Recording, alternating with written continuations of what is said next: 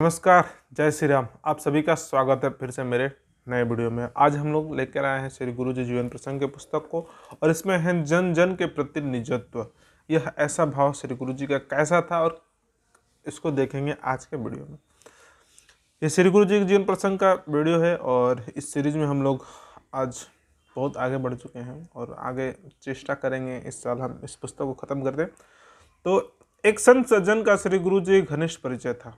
उन्होंने एक धार्मिक पुस्तक लिखी थी। एक सज्जन थे भाई, वो संत थे, और एक धार्मिक पुस्तक लिखी थी। वे चाहते थे कि उसका प्रकाशन गोरखपुर के गीता प्रेस से हो जाए। गीता प्रेस गोरखपुर में है, फेमस है, और हिंदू धर्म के जितने भी पुस्तक आती है उसमें ज़्यादातर पुस्तक गीता प्रेस से आती है, और वो थोड़ा सा ऑथेंटिक अच्छा रहता है, और उसमें विश्वास कर सकते हैं गीता प्रेस की पुस्तक के ऊपर में। इसीलिए गीता प्रेस से सभी चाहते हैं कि वहाँ पर अपनी पुस्तक प्रकाशित हो। उन्होंने अपने मन की इच्छा श्री गुरु जी के समक्ष व्यक्त की। श्री गुरु जी ने उनके पुस्तक के हस्तलिपि प्रति को पोद्दार जी के पास गीता वाटिका गोरखपुर भेज दिया। गीता वाटिका पोद्दार जी के पास वो भेज दिए श्री गुरु जी, उनके आग्रह पर वो भेज दिए। श्री गुरु जी के द्वारा भेजी जाने के कारण श्री पोद्दार जी यह चाहते थे कि वह पुस्तक अवश्य प्रकाशित हो, और पोद्दार जी के ऊपर प्रेशर हो कि यदि श्री गुरु जी भेजे यानी उनके पुस्तक प्रकाशित होनी चाहिए। परंतु अनेक प्रकार की बाधाओं के कारण वह पुस्तक मुद्रित नहीं हो पाई। वे सज्जन भी बहुत दिनों तक धीरज सजाए सोचते रहे कभी तो पुस्तक छपेगी, पर उस क्रम में उनकी आशा समाप्त हो गई, और यह सोचते सोचते सोचते उनका होप जो है वो खत्म हो गया, और वो निराश होने के कारण बाद खिन्न वाणी से उन्होंने श्री गुरु जी से कहा, पुस्तक तो छप नहीं पाई, अब वह पांडुलिपि ही वापस करवा दीजिए। अब यह जो हस्तलिपि है उसको ही वापस करवा दीजिए। यह उनके सज्जन का आग्रह था गुरु जी से। श्री गुरु जी ने स्वयं पत्र लिखा कि वह हस्तलिपि प्रति वापस भेज दी जाए। उसकी वापसी के लिए स्मरण पत्र भी लिखा, मानो उन्हीं का कार्य हो, परंतु पत्रिका संपादन और साहित्य प्रकाशन के कारण की अधिकता के कारण वापसी का कार्य नहीं हो सका। मैं संघ शिक्षा शिविर में गया हुआ था। दर्शन करने की भावना से जब मैं श्री गुरु जी के पास गया तो उन्होंने मुझसे कहा, आप गीता वाटिका जा करके वह प्रतिलिपि वापस कर भिजवा दीजिए। मैं जानता हूं कि गीता प्रेस के पास कार्य और समस्या कम नहीं है, इसी कारण उनकी वापसी का कार्य नहीं हो पा रहा है। आप स्वयं जाए और कार्य शीघ्र हो जाए। परंतु पुस्तक लेखन के मन में पांडुलिपि के प्रति के लिए त्वरा तत्परता है, या त्वरा का होना स्वाभाविक ही है। तो यह उनका चाहता था कि वो बोले कि आप जाइए और स्वयं जा करके खुद से लेकर के आइए उस पुस्तक को। यह उनका आग्रह था। न जाने कैसे इन छोटी छोटी बातों का संग कार्य के अतिरिक्त ऐसी ऐसी अनेक बातों श्री गुरु जी अपने ध्यान में रख पाते थे। कुछ भी हो, श्री गुरु जी ने विशेष रूप से कहा था, अतः मैं भी इस कार्य को विशेष रूप से रुचि लिया। और कुछ भी हो भाई, संघ गुरु जी बोल दिए तो भाई गुरु जी का बात करना ही है।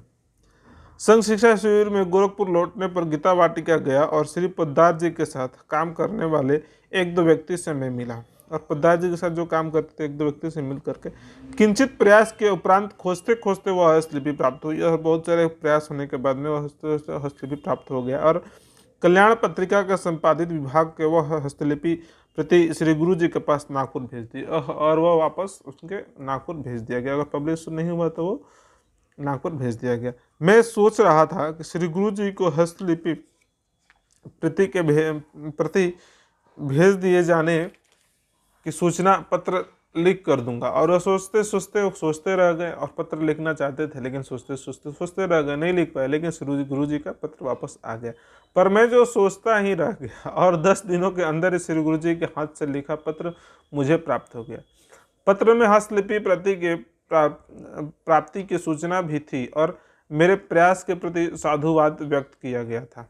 मुझे अपने प्रमाद पर थोड़ी शर्म आई, और यह उनका पत्र नहीं आया, वापस से गुरु जी का पत्र वापस आ गया। तो पर साथ ही मैं विस्मय करने लगा कि इतना व्यस्त जीवन, और फिर भी साधारण से कार्य के लिए उनके हाथ में पत्र लेखन और लेखन और फिर बिना विलंब साधुवाद ज्ञापन, और यह देखो पत्र प्राप्त हुआ और उसका फिर वापस पत्र लेटर लिखना और साधुवाद यानी धन्यवाद ज्ञापन करने के लिए उनके पास इतना टाइम था, ऐसा सोचते थे।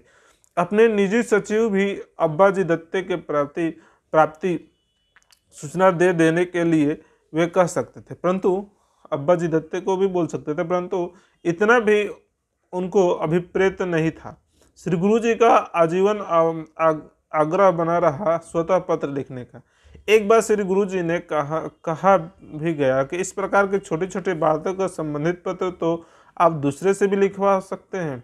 तो उसमें क्या उत्तर देते हैं ये देखिए। श्री गुरु जी बड़े मधुर ढंग से समझाया, अरे भाई, दूसरों के पत्र लिखवाने पर पत्र के अक्षर तो सुंदर अवश्य होंगे, पर प्रथम बात तो यह है कि दूसरों को लिखवाने से सामने वाले के पूर्ण परितोष नहीं होता, और उसमें इससे भी बढ़कर विशेष बात यह है कि निजत्व की भावना हाथ से लिखने के लिए विवश कर देती है। और मैं अब मैं क्या करूं, और यह आत्मीयता यानी निजत्व यानी आत्मीयता, यह आत्मविभोर होकर के मतलब आपस के जो जटिल संबंध है उसके कारण वो बोलते हैं कि यह इसी भाव के कारण मैं यह पत्र लिखता हूँ। और जीवन भर पत्र लिखते थे, डेली अनेकों पत्र लिखते थे, और वही पत्र का कलेक्शन है, एक बुक है जो कि मैं अपने मेंबरशिप वाले को, इसमें तभी पब्लिकली ये चल रहा है, उस मेंबरशिप वाले को लिए मैं वो पत्र लेकर के, पत्र वाली जो